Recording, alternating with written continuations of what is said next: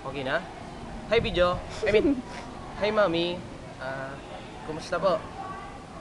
Siguro po kilala niyo ako, no? Okay. Yes, ma'am.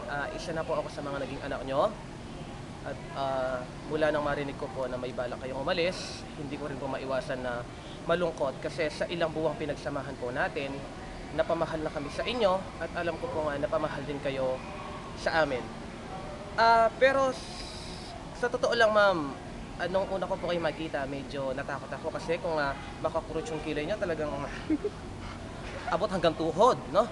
Pero napatunayan ko po na, wow, kakaiba, maming mommy. So, talagang nanay po yung dating, no? At batid nyo po na wala na yung nanay ko. Pero po dahil nandyan kayo sa piling namin, hindi ko po nadama na wala akong nanay. Sa piling po ninyo, nadama ko yung tunay na pagmamahal ng isang ina na hinahanap ng isang anak. At dahil doon, nagpapasalamat po ako talaga, mami. So, hiling ko lang po, sana huwag niyo po kaming kalimutan. Gaya ng hindi namin po paglimot sa inyo magpakailanman. Inuulit ko po, magpakailanman. Hindi lang ngayon, hindi lang bukas, hindi lang sa susunod na taon, magpakailanman, mami. We love you so much. Sana po mag-iingat kayo doon. Keep in touch. Meron naman pong mga social networking.